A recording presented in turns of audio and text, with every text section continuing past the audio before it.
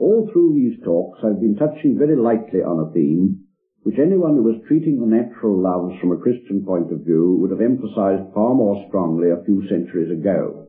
If the Victorians needed the reminder that natural love is not enough, the old theologians were always saying very loudly and sternly that natural love is likely to be a great deal too much. The danger of loving our fellow creatures too little was less present to their minds than that of loving them idolatrously.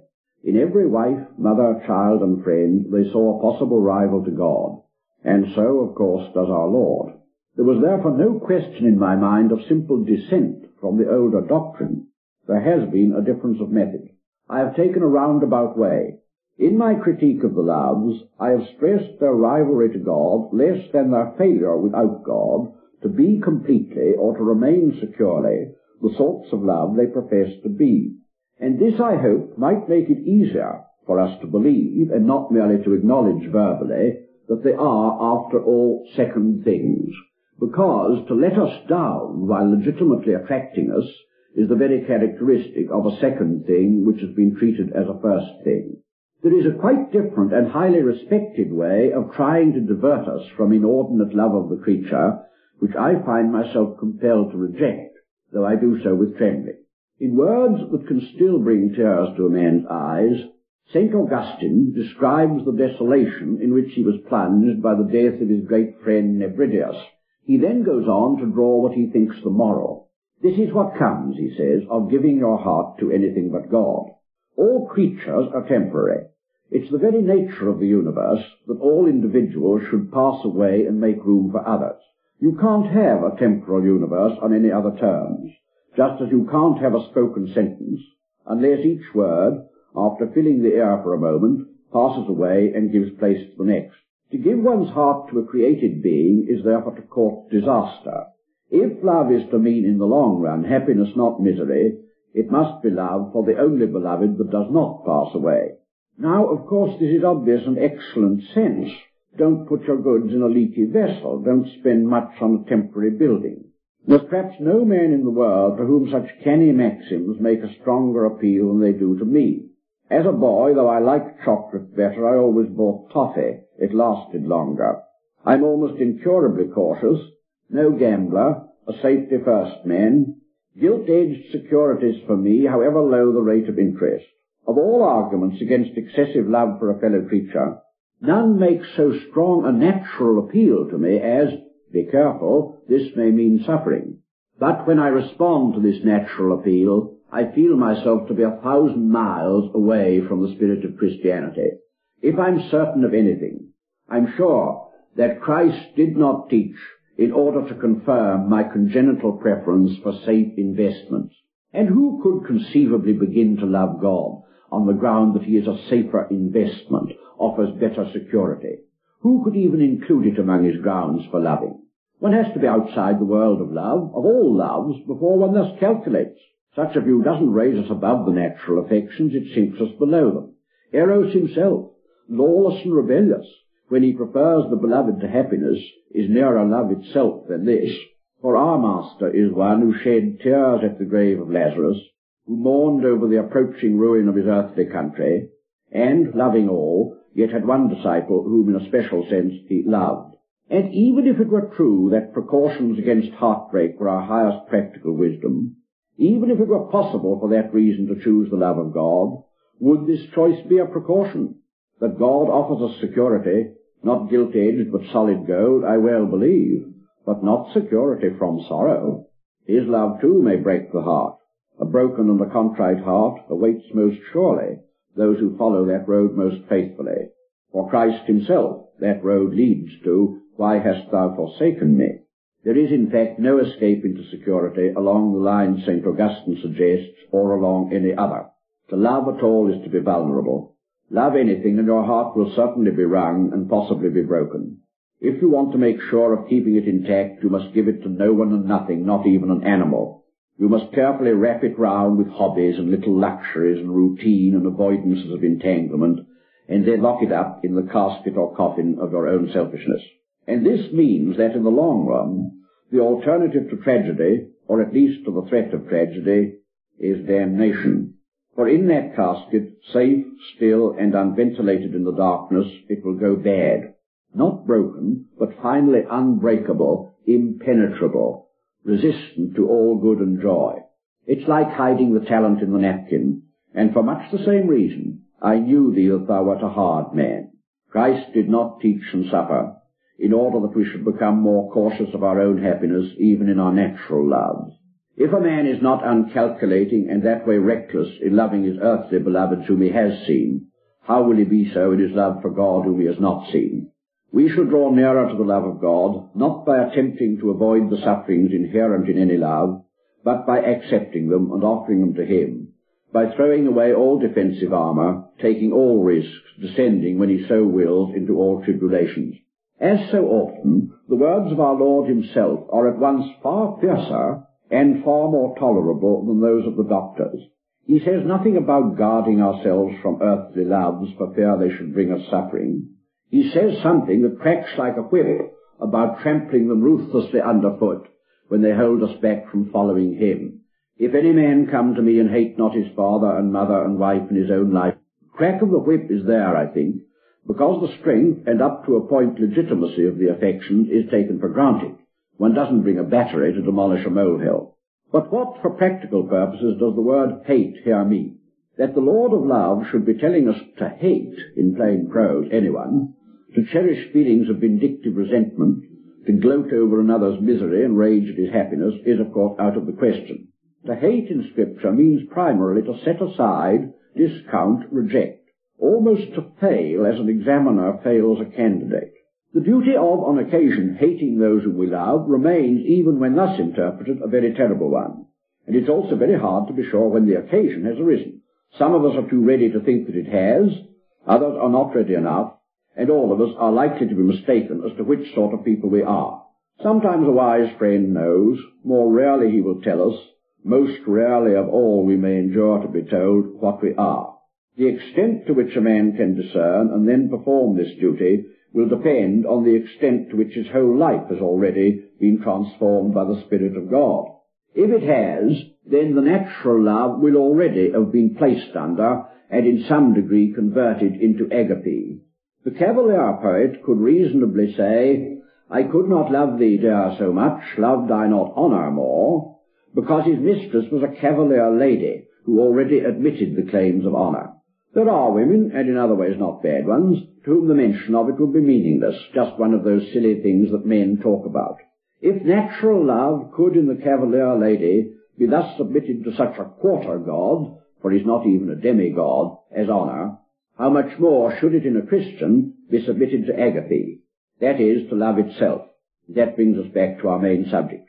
In particular instances, we may have to renounce a natural love altogether, but mercifully, the duty laid upon us is more often that of retaining it and subjecting it to, indeed transforming it into agape.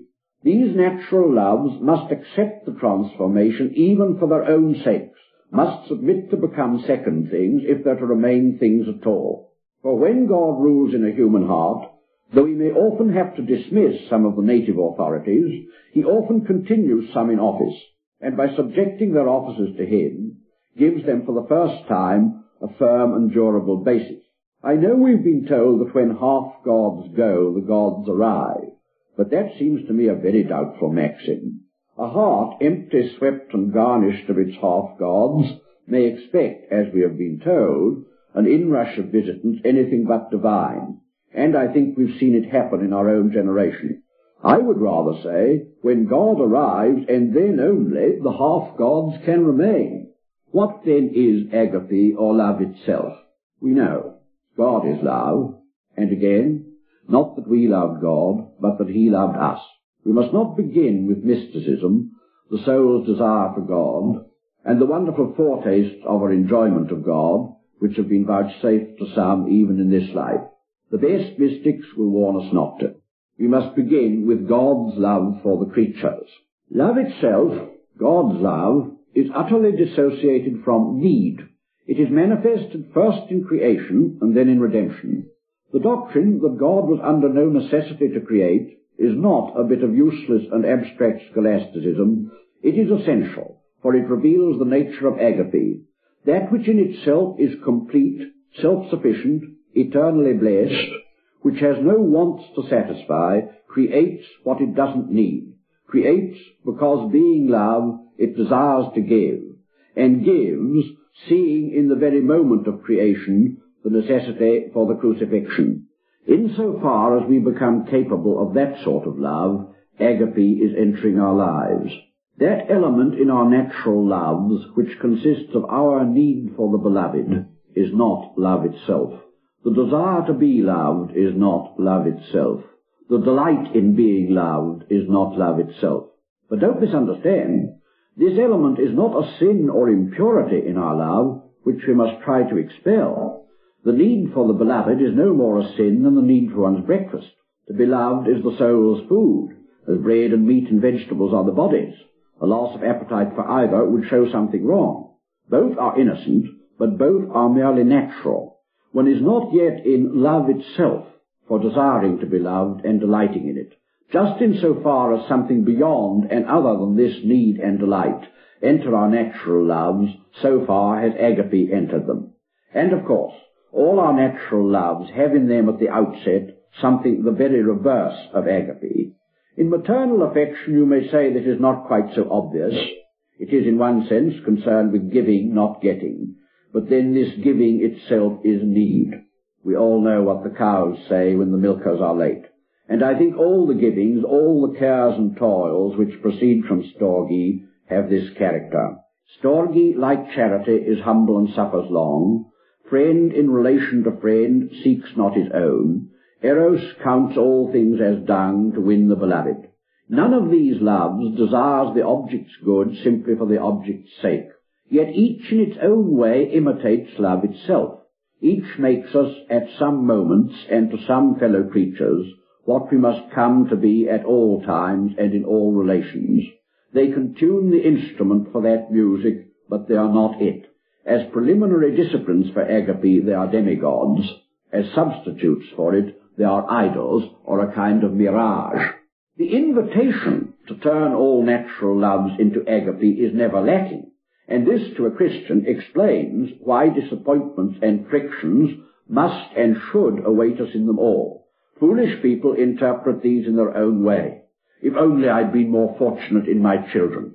If only I'd married a different man or woman. If only my friends were more considerate. But from the Christian point of view, these rubs are reminders that the worldly love requires conversion into agape. I don't mean that all those who are not consciously attempting the Christian life take the fool's way. Thousands of unbelievers, or merely nominal believers, get over the rubs and jog along on the whole fairly well, summoning common sense and humour and habit and compromise to their aid when mere feeling is not enough. This is better than nothing. Very much better than a life controlled by mere feeling. But what is better is not therefore best. This common-sensible give-and-take adaptability, which keeps so many families together, is not yet love itself, the gift of God. For agape, God's love to the created is doubly a gift. He gives us his love, and with it the gift of loving. By receiving and responding to agape from him, we become able to exercise agape towards others. As a man feeleth God in himself, so is he towards his neighbour, said Tyndale. God, who has loved us into existence, loves us into the power of loving our brethren. What is not perhaps so generally noticed, he also loves us into the power of receiving agape, both from himself and from others. For here we meet a quite unexpected obstacle. On the natural level, we are full of the hunger to be loved, the hunger to receive family affection, erotic love, and friendship. And it might be expected that we had similarly a hunger to receive agape. But this is untrue. There's that in the heart of every man which resists and resents agape from his fellow creatures, or even from his Creator. We naturally want to be desired, to be found delightful, to satisfy worthily some hunger in others, to receive a love which is purely a gift, which bears witness solely to the lovingness of the giver, and not at all to our loveliness, is a severe mortification. We desperately need to receive such love from God and even from our fellow creatures. but we don't naturally want to. Our necessities and our wishes are in conflict. All those expressions of unworthiness which Christianity puts into the believer's mouth seem to the outer world like the self-depreciation of a well-bred Chinaman when he calls himself this contemptible person. In reality, of course, they are expressions of the continually renewed and continually necessary attempt to negate that false conception of ourselves and our relation to God, which nature is always impressing on us. No sooner do we believe that God loves us than there's an impulse to believe that he does so, not because of what he is, but because of what we are, because we are intrinsically lovable. It's so easy to admit, but so hard really to believe, that we are mirrors whose brightness is wholly derived from the sun that shines on them. Surely we think we must have a little inherent luminosity of our own. As we are to God, so more obviously we are to our fellows. "I don't want any of your darned Christian charity," is a very familiar sentence.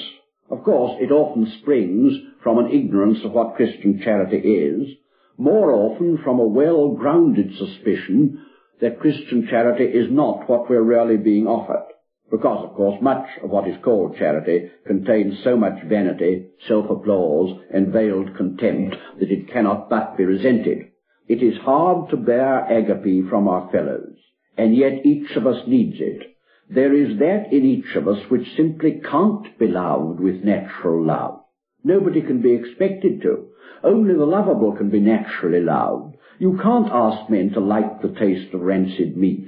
It can be forgiven and pitied and loved with agape, not otherwise. Every listener who has had a good parent or wife or husband or child may be sure that at times he is the recipient of agape, loved not because he is lovable, but because love itself is in the other party. This we must learn, first to believe, then to endure, and then to delight in, and without guessing about it either.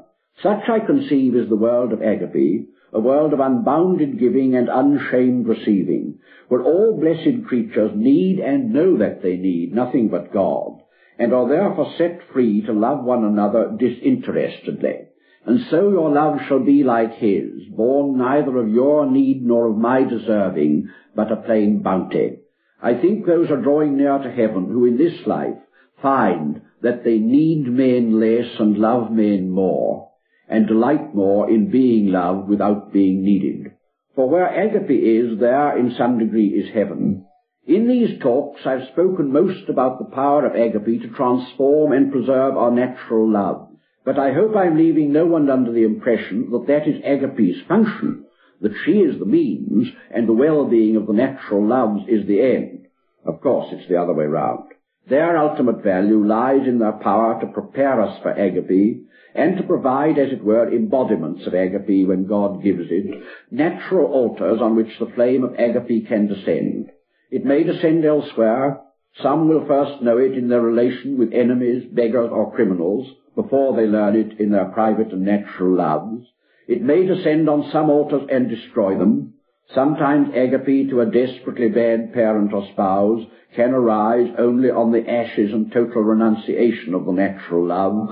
Sometimes bereavement may be necessary. Nearly always there will be frets and rubs. Yet, somehow or other, this conversion of our natural loves into agape is necessary if those natural loves are to enter the heavenly life. That they can so enter, I hope and believe. The resurrection of the body, we may hope, includes the resurrection of what may be called our larger body, the whole fabric of our natural life, with all its affections and relationships. But nothing will rise which hasn't in some degree shared the crucifixion. The fashion of this world passes away. Natural loves can become eternal only in so far as they have allowed themselves to be taken into the eternity of agape, and this always involves a sort of death. That element in my love for wife or child or friend, which it has in common with the love that great saints have felt for lepers and convicts and persecutors, is the eternal element in it. By that element, if at all, the rest of it can hope to be raised again. For it only is love himself, it only is holy, it only is the Lord. But all this time I have taken the love of God to mean solely God's love for man. St. John led me into it. I still think it's the safe and sober approach. But is there no more than this? Isn't the first commandment to love God? Yes. An old book raising the question, is it easy to love God, replies, it is easy to those who do it. As easy, that is, as for the healthy to be healthy, the happy to be happy, or the young to be young. There is indeed a way of loving God which is easy to none but possible to all, and we've been told it too. Inasmuch as ye did it to the least of these, my brethren, ye did it to me. We can see the face of Christ in every man and act accordingly. And there is also the love expressed solely in obedience. There is love for the humanity of our Lord, for the holy child or the sufferer. There is also the unsatisfied love, thirst, or longing for God. But of what is beyond all these, what is neither love of God in man, nor love in obedience, nor love of the man in God, nor love longing, of fruition in this life and foretastes of beatitude, I'm not the man to speak. Even if I had heard rumours or made guesses, I couldn't put them in this form. I'd need myths and symbols. All that can be said here is that even on those high levels, though something goes from man to God, yet all, including this something, comes from God to man. If he rises, he does so lifted on a wave of the incoming tide of God's love for him. He becomes nothing in that ascension. His love is perfected by becoming, in a sense, nothing. He is less than a mote in that sunbeam, vanishes, not from God's sight, but from ours and his own, into the nuptial solitude of the love that loves love, and in love all things.